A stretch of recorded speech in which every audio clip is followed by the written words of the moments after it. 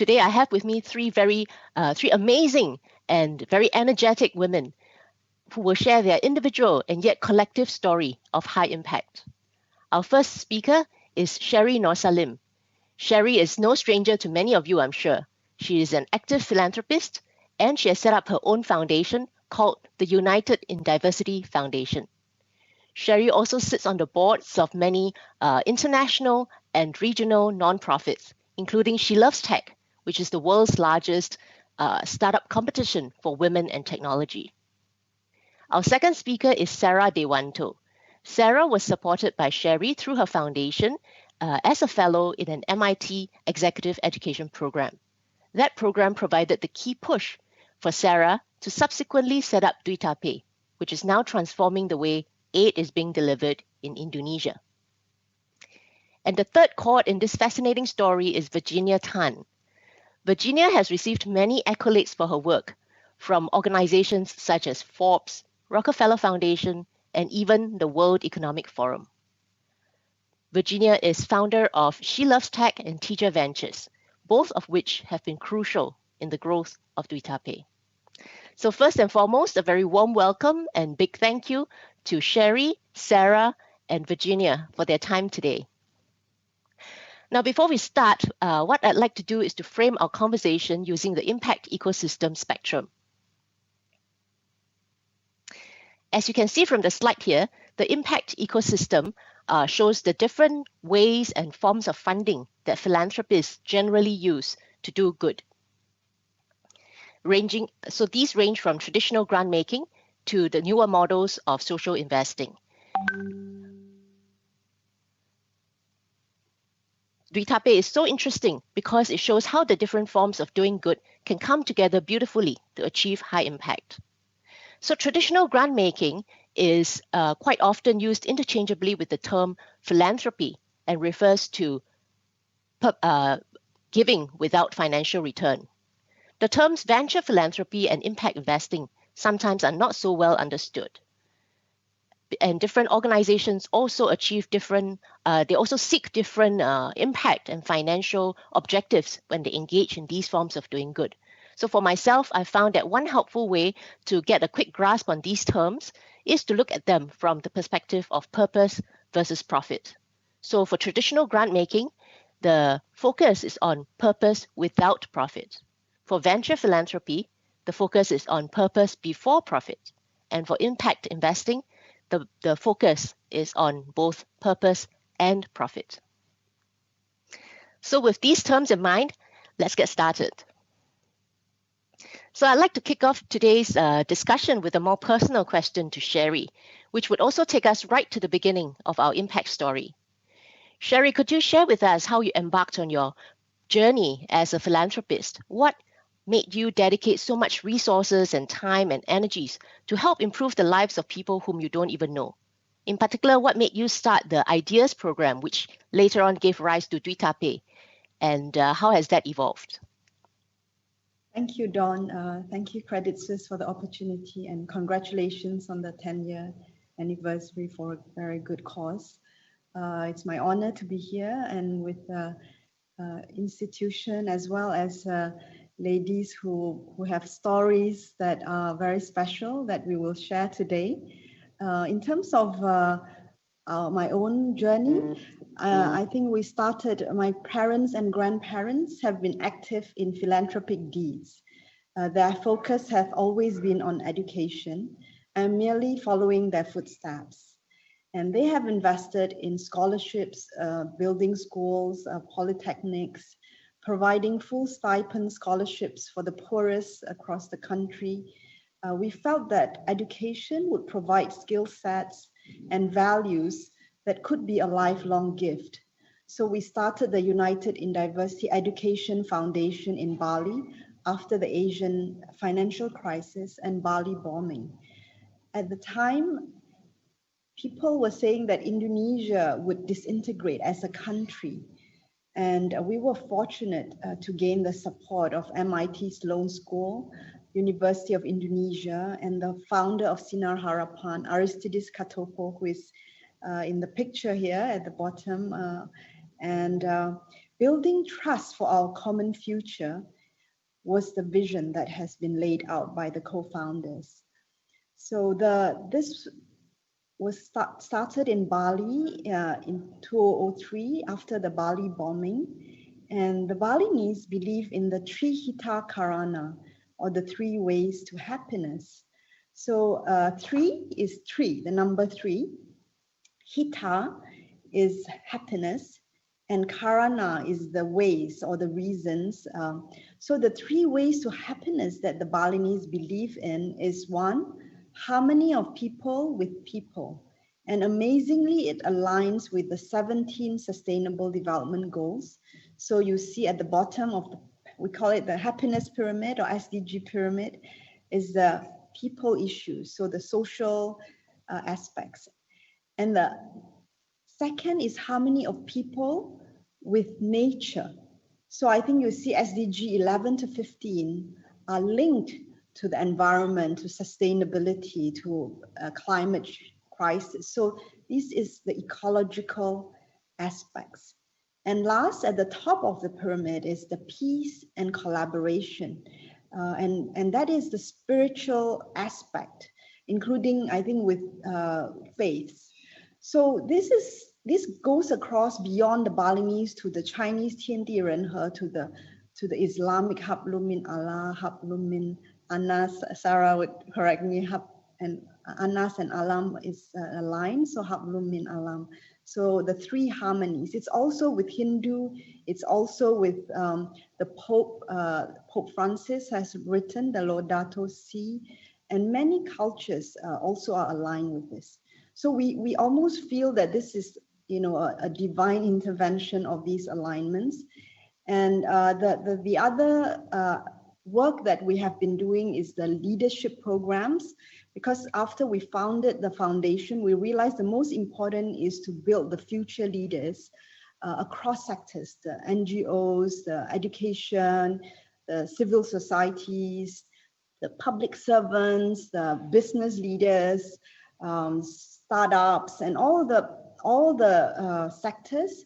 We worked with MIT and created this program that is systems-based. MIT has many systems leaders, Jay Forrester, who created the memory chip that turned it into system dynamics, Peter Senge, Otto Scharmer.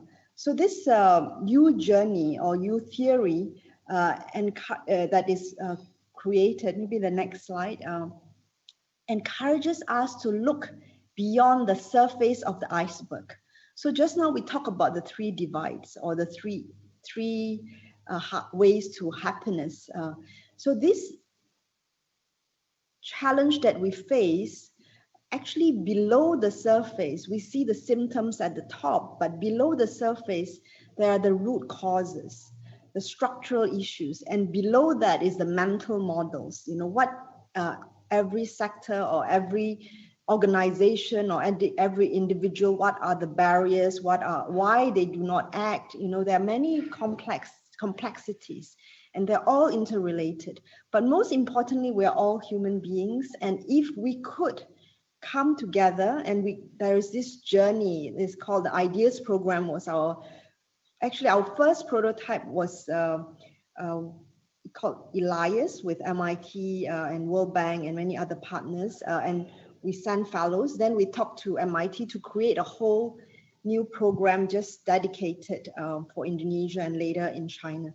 So this was the Ideas Program, and we invited these amazing people together, and we went through this journey to solve the SDGs, the complex issues, whether it's social, whether it's ecological, or it's linked to our own spiritual journeys. So most importantly, we touched the bottom of the U, which is the source, to open mind, open heart, and open will. And then after that, we will re-emerge. And at that time, we will see ourselves from who we were before to who we can be. And I think today, I think I show the next picture is the graduation of Sara in the Ideas Program. I think this is with her family. and also the Professor Otto, who was at the graduation. And I think this is the story she could share, how she was one of our fellows who, and also her brother also was the earlier fellow, and so how this shifted and changed her own life journey. And we are so proud that we are here today to share together. Thank you. Thank you, Sherry. It is obvious that you're passionate about this initiative and the Ideas program. I would like to follow up on your growth as a philanthropist. Much of your philanthropy is conducted through traditional grant making, but you have also branched out into venture philanthropy as a board member of the She Loves Tech platform. Now, for the benefit of our audience, She Loves Tech is a global competition and accelerator that seeks to showcase promising entrepreneurs and their tech solutions in the hope of attracting investors to come alongside them to help solve some of the world's biggest problems. It was also the platform that gave rise to Dhewanto. So Sherry, what inspired you to expand your philanthropy into the social investing arena? This is another amazing journey. I think how we connected with Virginia. So I think, we come from a business family, and we went through the crisis in the Asian financial crisis. And that was sort of the emerging of the United in Diversity Foundation, because we realized that, no matter what you do or an organization can do, if the country is in crisis and socially unstable, then I think there is no future for everybody. So it's very important to invest in education and invest in peoples who will build the future together. If we can have the right value systems of openness and also the right skill sets. And then we realized that actually a lot of the mess that we live in today, I think business have a role, because business has followed a lot of the philosophy of Milton Friedman for the past 50 years, that you can only care about shareholders' value and nothing else. So I think your chart showed, profit without purpose, or profit with purpose. So that mindset that you can do profit without purpose, or, profit irrespective of environment, of social and everything else, I think have exacerbated the undercurrents or seeded these undercurrents, whether it's social inequities, whether it's the climate crisis, as well as policy making. I think business have influences and lobbies that shift decisions or long-term decisions that have led us to, all what we are facing today. So I think we are shifting that framework. We are hoping the Trihita Karana values, which is the roots of a lot of our ancestral values from across cultures, would be the new framework. And one of the things we realize is that it's not just profits we need to shift. And I'm very happy that your CS chairman, has joined this movement and created, I think, one of the early supporters, and talked about better business, better world. And I think what you're doing today is better business, better world. And I think apart from businesses, we also need finance to change, because a lot of there's $6 trillion of annual gap to meet the SDG goals. I think this is even more, this would have been set back because of the COVID. And this annual gap cannot be met with all the government funds, all the philanthropic funds. So it's important to also shift the business side and the assets and the blended funds, so that we could actually catalyze, we could play a role to catalyze and support the She Loves Tech, support Virginia's Teja or Sara's Dhewanto. So these are the sort of the future relies on businesses to also shift and finance to also shift. And the other aspect is on the technology. So the $1 Billion Women Fund was something that was an initiative that emerged when we started the Trihita Karana Forum on Blended Finance, which is the world's largest blended finance platform, and we invited two ladies, Anusha Ansare and Shally Podges, to, we brought them together and invited them to do something for women around this forum on blended finance. And they initiated something that, they said, why don't we invite funds to invest in women and invite them to commit to that? And Virginia was the first supporter of that fund, the $1 Billion Women Fund. And I think, and we are so proud because she's also from the region, and she invested in our fellow, so this is like best. And also our UID chairman, President Tuti is an early angel of Sara's organization. So I think all these positive energies coming together, especially, with the scaling up and the framework to solve the bigger societal and ecological crisis is what we need. Thank you. Thank you, Sherry. Certainly, having the public sector and government and private sector come together is important and key to solving the world's problems, and also the different forms of doing good that they can employ. I think that is the topic that we really want to bring forward today. And you have spoken so much about Sara and Virginia. I think now I'd like to turn the spotlight onto Sara. Sara, could you also tell us your story? You were a high-flying professional in the oil and gas industry for more than 10 years. And then you were subsequently a C-suite in the Millennium Challenge Account Indonesia, or MCA Indonesia, managing a USD $600 million grant from the US government.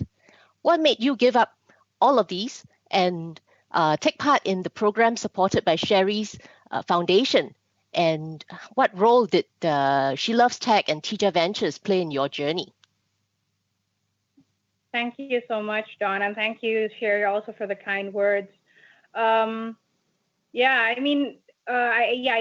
spent actually the majority of my career in corporate, and after 10 years in ExxonMobil, and my last position was head of treasurers, where I managed all of ExxonMobil's cash in Indonesia.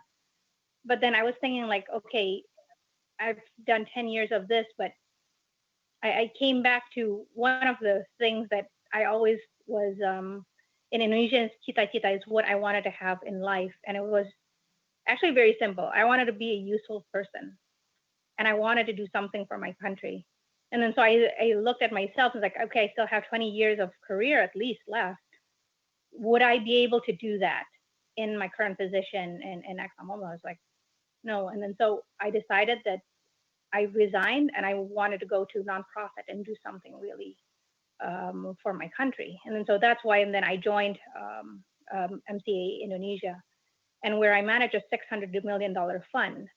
But we were doing a lot of good. We had a lot of funds.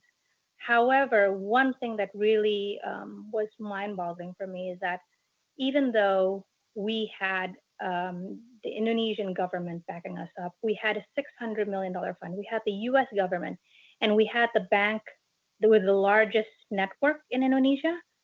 But in order to get our funds through to the beneficiaries, the only way was to carry money in luggages and bags and hand carry it and give it one by one. And I thought, this is insane.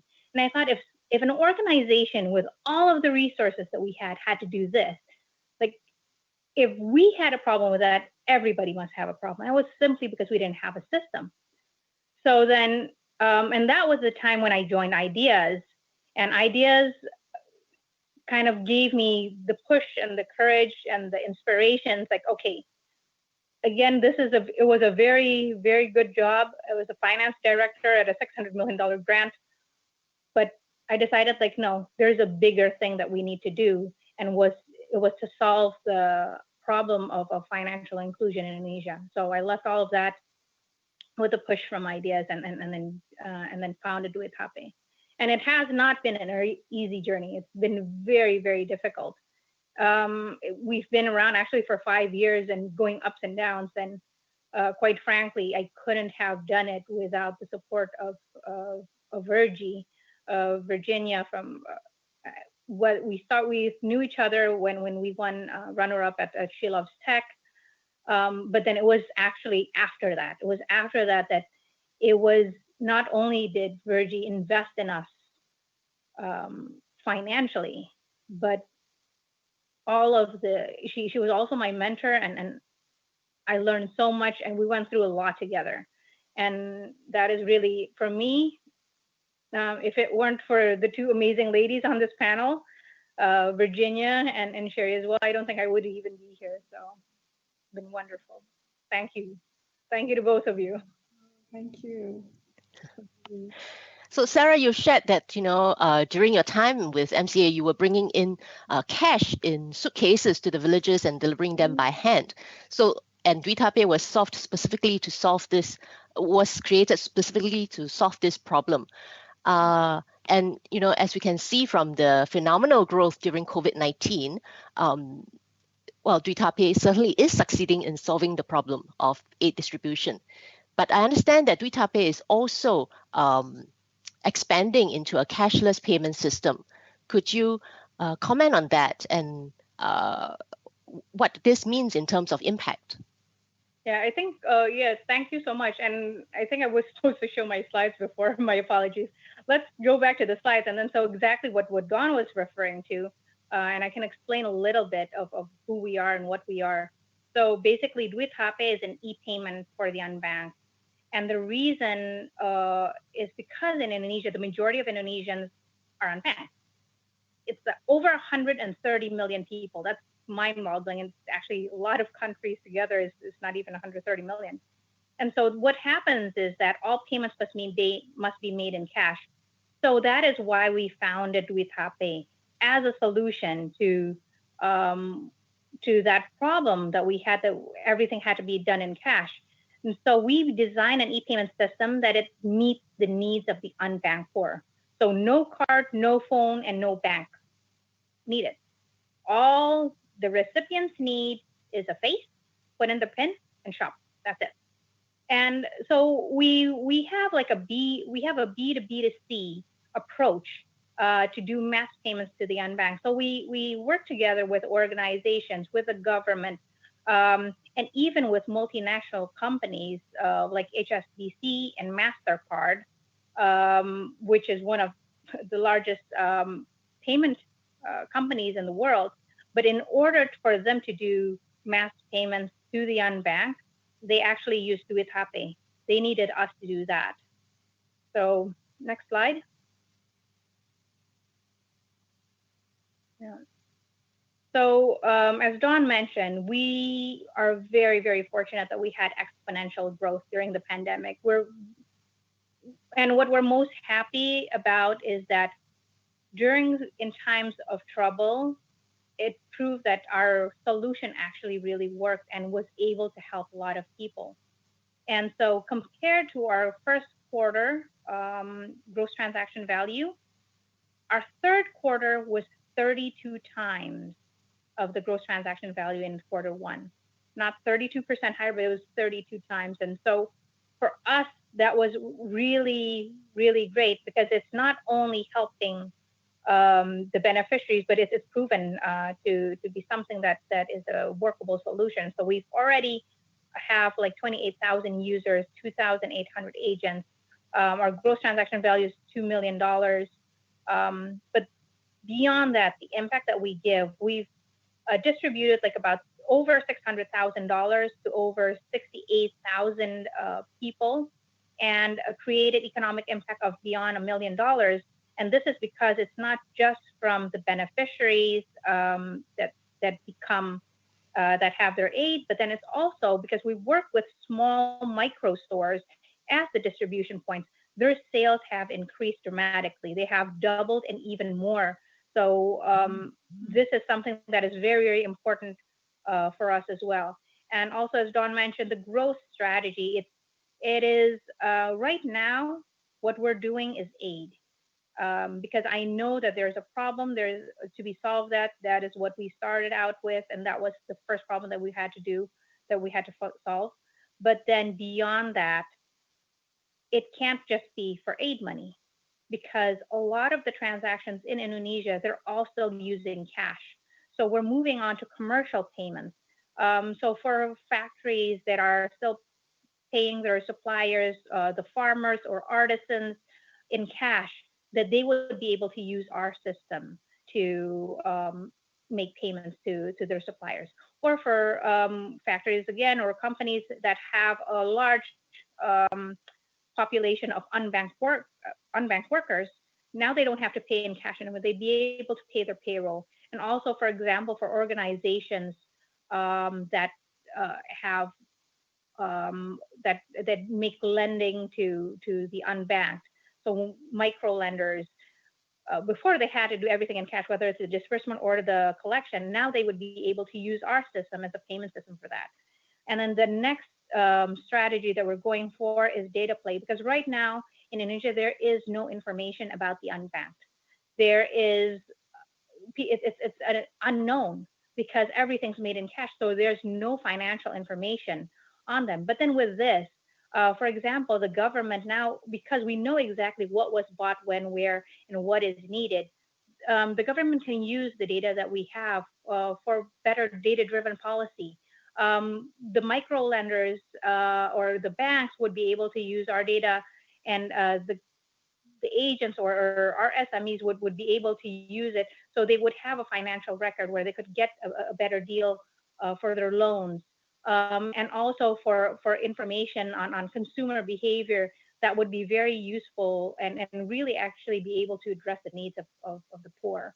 So that's what we have in mind. And what Dawn, your slide was saying about how there's grant making, traditional grant making, and then there's venture philanthropy, and then there's impact investment, of how we actually funnily meet, kind of like we play in all three, because we make traditional grant making a lot. We provide a safe, easy solution that is accountable and traceable in grant making. And then also for the venture philanthropy, for example, if it's for subsidized loans to farmers and SMEs, but then also for us ourselves, we are a for-profit enterprise with a social mission, and where we are recipients of impact investment. So it's almost beautiful of how you mentioned all of it, and that we are in all three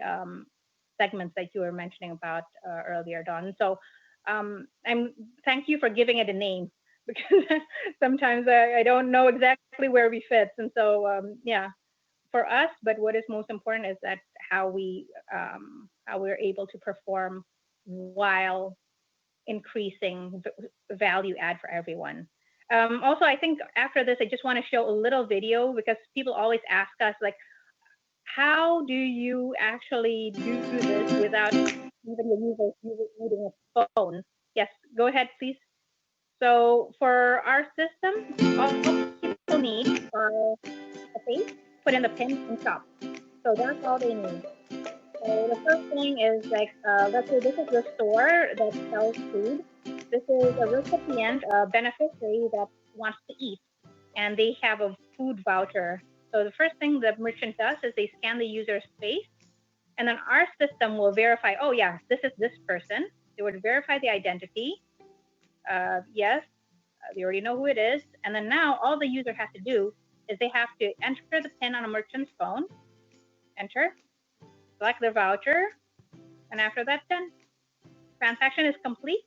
The store immediately receives payment, and the beneficiary immediately receives food. And so it's pretty simple. And we service a whole slew of people between the ages of 5 to 80, and even the disabled as well. So because our mission is to be able to serve everyone. Thank you very much. Thank you, Sara. So now I want to turn to the person who was, provided the infrastructure that helped DuitaPay to grow so rapidly and so much, Virginia. So Virginia, like Sara, you also moved from a very successful career in the high-powered world of law and finance into the space of social impact.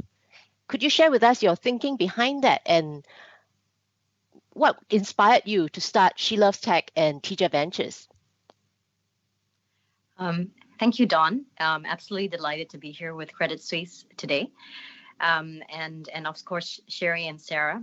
It's a great privilege, I think, to be on the journey with people who I think are completely aligned with you and your values and your vision. I think that's the biggest reward for our work. So, we can start with the slides now, please. So essentially, this is our story. In many ways, I think the story of She Loves Tech and Teja Ventures has been 15 years in the making. I'm Singaporean. I left home at 19 and went to London to finish law school. When I was fresh out of law school, essentially, I took a gap year off. And now when I think about, being a venture capitalist and investing in technology, across Southeast Asia, when I think about it very, very deeply, it actually traces back to those days. I took a gap year off to pursue my interests in women's issues, and I spent time in the developing world, in post-war Nepal, in slums in South America, Africa, and India. When I, after a year, went back to London to begin my job at Allen & Overy, I was a massively changed person. I think what I saw in the developing world at the time was this. I saw lots of issues, social issues, whether it was the lack of health, education, employment, etc. But the one thing that hit me very strongly was the fact that there never seemed to be enough money around to actually finance a lot of these outcomes. These problems are solvable, but actually, there didn't seem to be any adequate models of funding or financing just purely from the development world. When I went back to Allen & Overy, my focus was essentially finance in the emerging markets. That was my day job. But I had a great opportunity at Allen & Overy. At the time, this was actually, I started work in 2008, just 6 months before the financial crisis. But Allen & Overy at the time was pioneering a lot of the, I think, groundbreaking social finance infrastructure, social finance structures, instruments, etc. Things like microfinance bonds, securitizations, social impact bonds, etc. And I led a network of about 300 lawyers as part of what I call my night job. To actually be part of this, to be part of this movement, so to speak. So I think what I learned at the time was to understand how you could combine conventional finance or mainstream finance structures to actually finance social outcomes. So this was more than 10 years ago. Then in 2013, I moved to China, to focus on strategic investments on the One Belt, One Road, and my life changed massively. By almost a complete accident. I started with a few friends, a women's community in Beijing. It was a part-time job. It was a part-time thing we did really on the weekends and on the evenings. But what essentially happened is, I think everything in life was about the right time and right place. And I think we were in China at a time whereby big tech was really taking off. There was a new rise of consciousness for women, especially the younger generation. And within less than 3 years, we had a community of more than 100,000 members across 30 cities and 100 universities in China.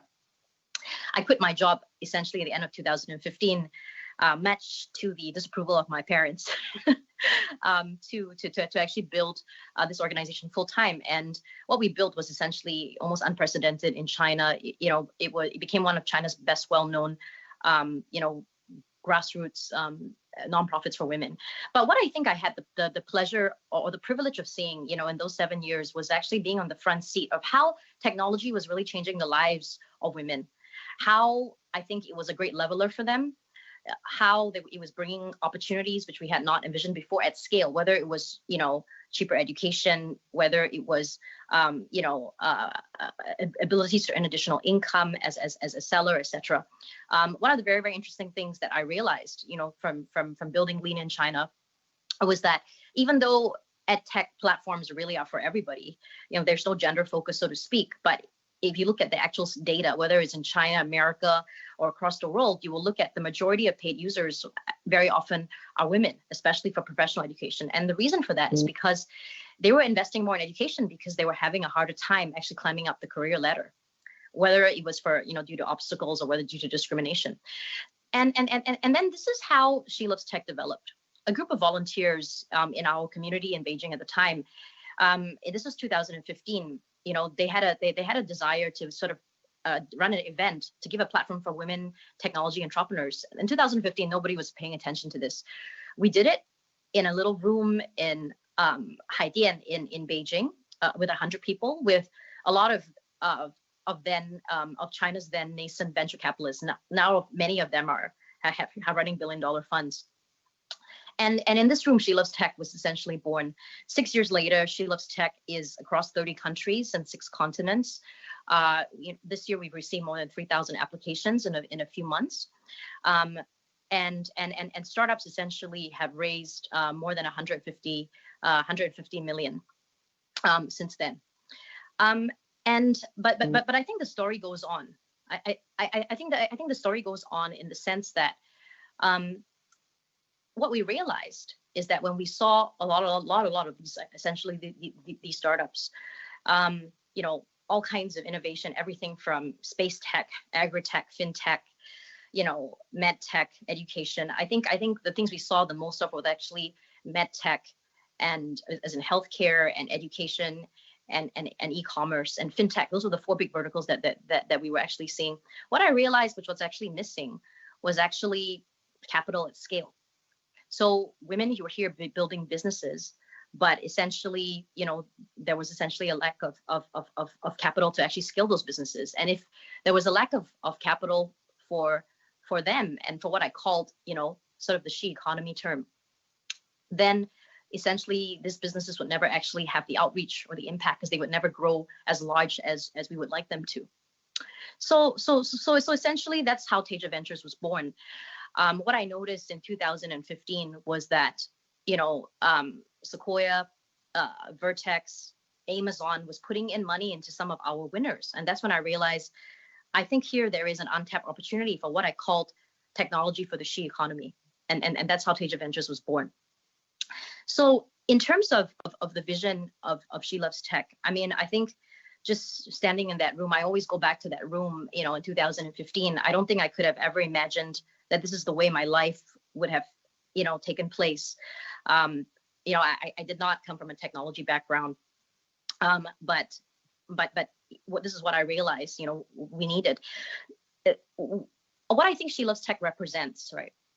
And I think this is our vision for in the coming future. I think what She Loves Tech represents is essentially a whole generation of technology and innovation, which is actually being spearheaded by women. Because I don't think you can actually solve the world's greatest challenges with 50% of the population. And I think the way we need to change the way we think about is, women are not just building things for other women. Women building things for our society at large. I think without women, and this is what She Loves Tech believes, without women, we cannot solve the world's greatest challenges. And going forwards, I think from next year onwards, what She Loves Tech, is going to transform into essentially is not just a startup competition, but actually, an acceleration platform for women in technology, because we realize that, giving people a platform to pitch isn't just enough. It's also about how you don't give them just a fish, right? You teach them how to fish. And we believe that if we accelerate, for example, 1,000 women entrepreneurs a year, and each of them go on to raise 1 million, such as like what Sara has done, then we unlock $1 billion in capital. And I think that is actually considerable. Next slide, please. I want to talk a little bit more about Teja Ventures and actually, our belief. The reason for this is because the biggest elephant in the room, whether I meet philanthropists or investors, etc., is always that they believe, or the perception is that women are a limitation. Gender is a limitation, not an opportunity. I built Teja Ventures because I really, really wanted to change that. And not just because of my belief of it, but because of what the data is actually showing me, that women are the biggest drivers and beneficiaries of new business models in the internet economy. And in a post-COVID world, there are conduits to new consumption patterns in new markets, as well as social enablers to the social change that we actually need to see. And why is that? I think, we are at a time in our history which is very, very interesting. We see the rise of what I call the she economy. Women, what is the she economy? Women as consumers, as online traffic, as mobile workforce on the left. What do we have on the right? Just here in Southeast Asia, without talking about the rest of Asia, We see an explosion of the internet economy, online spending to triple in the next 5 years. We have the most engaged mobile users in the world, and digital transformation, which was already taking place before COVID, to be accelerated, expected to add another $1 trillion to our GDP. And so how do I exactly see the she economy opportunity? 80% of discretionary spending globally is actually controlled by women. Globally, that's an $18 trillion economy. In Asia, that is expected to be $8 trillion in 2020 alone. So people always say, Virginia, why do you focus on 50%? I say, I'm not focusing on 50%. I'm focusing on 80%, because women as a demographic actually influence 80% or control 80% of our spending. If you can target them effectively, then what you're investing in actually has a strategic advantage over everybody else. The second thing, in terms of how we see everything move onto the internet economy, women are actually more active online than men. They purchase online more frequently than men, and they spend 30% more time on social networks. As we see what we call, the rise of the internet economy, women as a demographic, as consumers, online traffic, and a mobile workforce, they're driving the growth of companies, regardless of whether they are female orientated or not, particularly in the internet, mobile, social media businesses. And digitalization has enabled them to scale and monetize these behaviors. So it's actually a virtuous cycle. When we invest in companies, we look at companies or business models and technology which leverage upon women as a demographic, consumers, online traffic, and mobile workforce, not just as whether the entrepreneur is male or female. We have both. But when you do that, when you invest in business models and technology which leverage upon women as a demographic, you also increase their income, their economic opportunities, and provide them better consumption options. Whether it's ed tech, cheaper education, better education, more accessible. Whether it's healthcare, for example, women are more likely than men to actually seek health information online, etc. So, or for example, better consumer options. So, for example, you want people to sort of stop using plastic. So if you can offer them a cheaper, more refillable solution, women are actually more price sensitive than men. They're the ones managing the household budget. So I think what we're essentially seeing is that we see investing in the she economy as really a conduit to solving a lot of the key challenges that we face as a planet.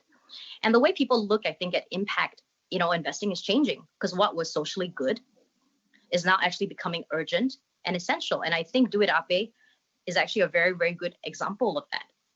Before COVID, I think, people were saying, hey, this is a good thing that they're doing. It's nice to have. And now they have become an essential solution.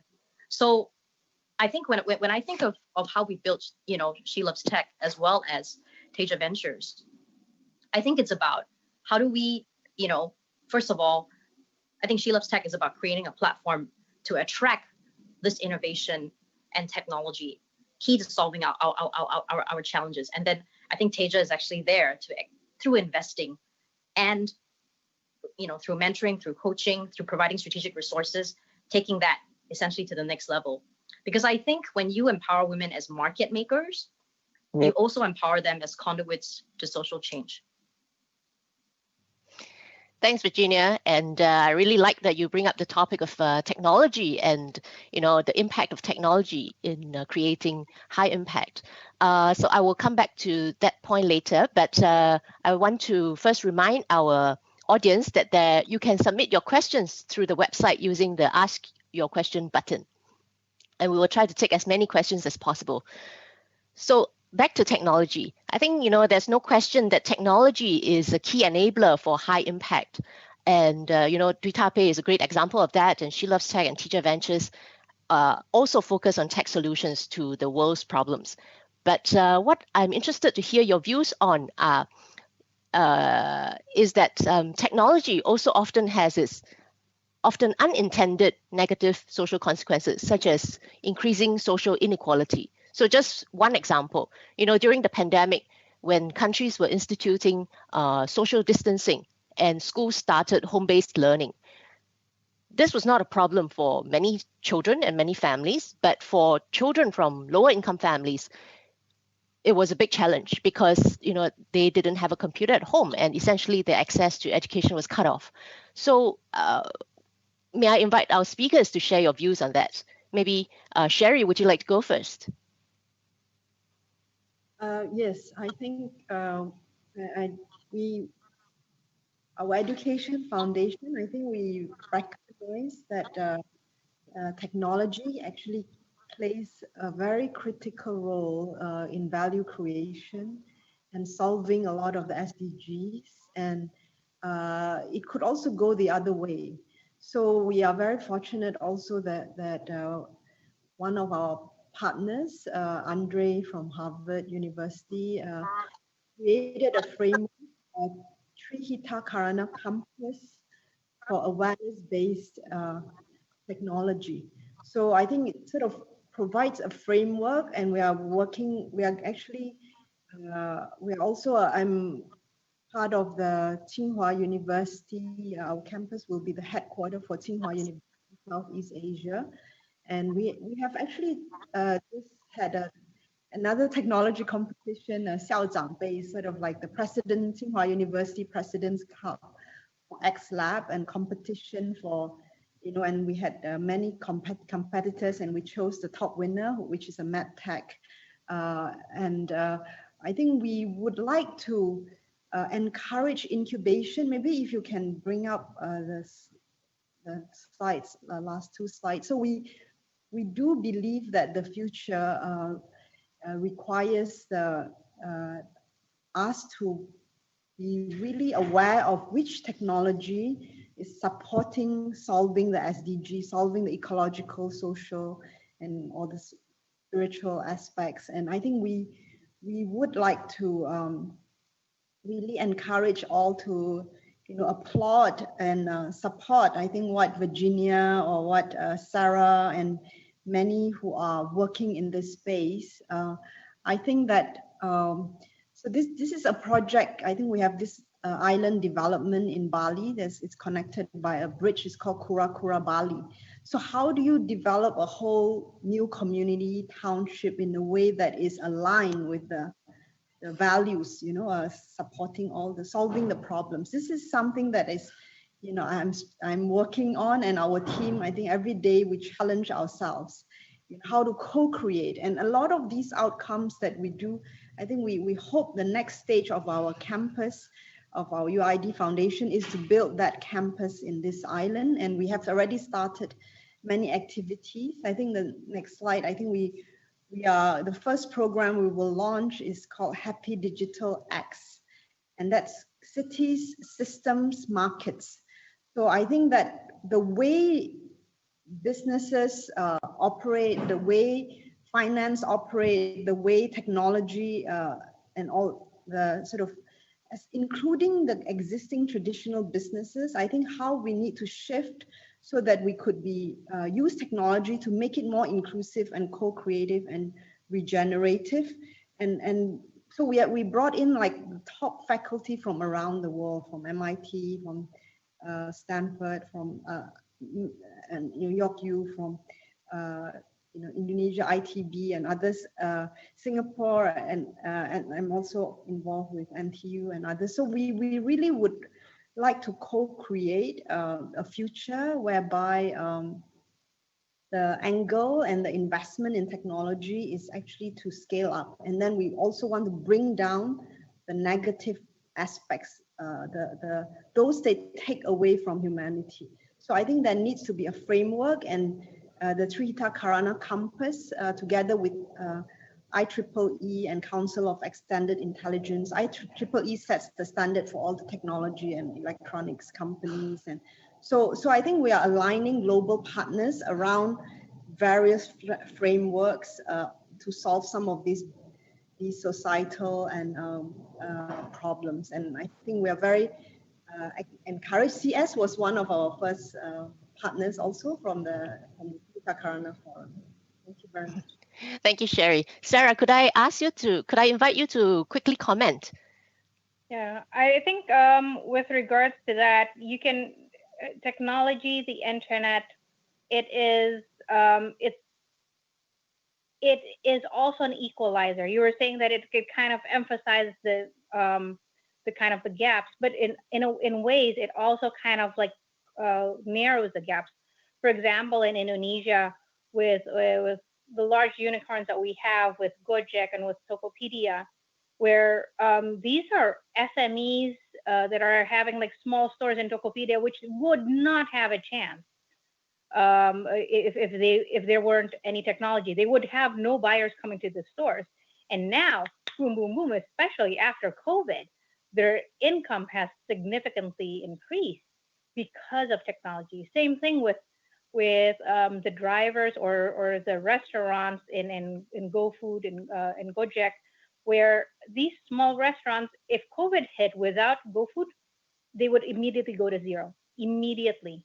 But then with GoFood, there's still some orders coming in. There is some source of income for these small businesses. And also, before, a lot of people actually that didn't have jobs suddenly had the opportunity to become a motorcycle taxi drivers.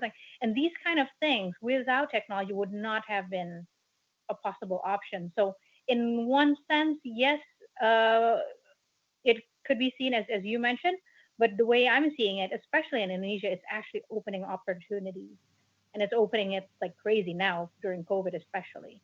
So yeah. How about you, Virginia? Your thoughts?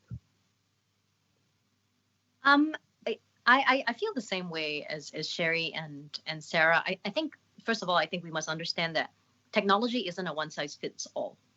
So this is actually very interesting, because most of the technology funded and financed to date, actually, originating from the West, if you think about it, was actually meant for the 2 billion of the 7 billion, not the rest of the 5. But actually, I think we're starting to see, trends in technology investing actually change, especially in a post-COVID world. So, for example, companies like Dhewanto getting a lot more attention. For example, Dhewanto created facial recognition and PIN because they knew that a lot of the unbanked actually didn't have smartphones. Mm-hmm. We have a company in India which is a 20 million women social network called Shiros in India, and during COVID, what they've been doing essentially is onboarding remote workers, all their women as remote workers for companies who are actually very willing to pay, because nobody can actually, go to work physically. We have a couple of companies in sort of rural commerce, right, which also have done very well out of COVID, because there's the need to actually keep the supply chains open, digitally, and at least to make sure that small merchants or villages actually are fed, with essentials during this time. So you see government, essentially working with technology companies during this time. And to specifically address the ed tech question, because we actually invested in a company like this recently in Singapore.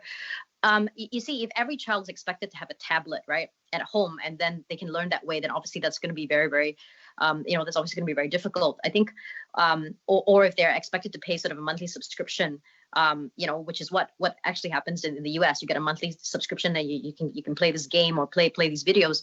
But I think, for example, one of the companies we invested in, they're sort of doing B2B sort of blended learning. So there is a teacher who facilitates, doesn't teach, because most teachers in Southeast Asia are actually not trained to teach STEM, for example. And a lot of this stuff is low resolution. It essentially doesn't require high bandwidth, and children, literally the videos literally just teach the children themselves. So the teacher moves from being a teacher to actually being a facilitator. And actually, something else I've seen recently is like, companies, for example, there's a company I looked at called Kai OS, right, which is an operating system for essentially low-tech phones, and that's taking off actually in a big way now that Geo, is actually using it, etc. So I think, technology allows us, to actually scale impact, but provided that the technology is actually designed for the people who actually are going to use it, in the end. So it is a solution. I really believe it is a solution. Yeah. I want to very quickly squeeze in one question from the audience, and that's to Sherry. What are the philanthropic trends and opportunities in Indonesia? I think Indonesia is a very diverse place, and I think I'm part of the Asian philanthropic circle. I think whether in Indonesia, it's the person leading is Victor Artono. And we I think, of course, with the COVID, I think that the priority for a lot of philanthropists. There's quite a wide range. Education has always been one strong area. I think, in a developing country, and I'm very also encouraged by, I think the new education minister who is come from Gojek. I think we just did an interview, Rich 70 Tsinghua Southeast Asia event, and we interviewed him, and he was sharing, he started Gojek to solve real social problems. It's not meant to become a huge startup and unicorn, and it became that way. So I really feel that a lot of, and I think, we hoping, Sara also, these initiatives, you are set up, I think it's all run by individuals, right? All these entities, it's, in the back of it is the human being. So the soul and the people they meet. So I think if we can create ecosystem and network, such as the philanthropy circle, I'm also part of the global philanthropy circle that, the Rockefeller family initiated, and that was my mentoring. That was how I started also some of these NGO journeys. So I think when you create this ecosystem and others see that there is, always some support. I think it's very challenging. A lot of these journeys, our family has gone through a lot of challenges along the way. But I think if you focus on the positive energies and the possibilities, if you keep to your beliefs and you know that what you are doing is the right, sort of, you are aligned with values, I think that, the alignment will surprise you. The universe will be behind you. And I just saw this Hua Mulan of the business world, Virginia. So I'm very happy to see that. I think, we need more Hua Mulan in many different fields, in philanthropy, in business, in, academia, in government. So we need a lot of that. Yeah. And I think that brings us to our last question that I would like to end off with. For all three speakers, most philanthropists and social investors desire to achieve high impact through their contributions. What is your idea of high impact, and what advice would you share? I think very quickly, because we have limited time now. Maybe Sara, can I invite you to share first? Yes, I mean, for me, high impact definitely would need to involve technology, because that is what would unlock a lot of opportunities. That is definitely what unlocked Duit Happen, whereas enabling us to help more and more people. We wouldn't have been able to do distributions in the middle of rural Sulawesi, but we were able to do that and do tens of thousands over because of technology. And our team only consists of 20 people, but technology makes it possible. So definitely, if we're talking high impact, we need to embrace technology and really embrace the opportunities that it brings. It has done wonders for us, and hopefully will continue to do so for others as well. Virginia? Virginia, you're mute. Yes. I would say high impact to me is being able to unlock private capital at scale. And I really believe, that is the role actually that the traditional philanthropists can actually play as well with the traditional philanthropy. For example, She Loves Tech as a global platform has been funded by traditional philanthropy all along. But if through traditional philanthropy, we can build a platform and pipeline of technology, which can then attract, like I said, if it's 1,000 companies, 1 million each, that is $1 billion a year. And I truly believe that without capital, then you cannot attract the best talent. You cannot scale the best technology. And so I think that is our challenge. And and that's what I'm dedicating my work to. And how about you, Sherry? I agree with both Sara and Virginia, but I think I just maybe add is the systems. So I think we need to shift from the ego system to the ecosystem so that there is the network effect. And I think in this room here or in these clouds here, you know, we have that stories of the network effect. And I think that, you know, there are many more possibilities when people, you know, are connected and, you know, and share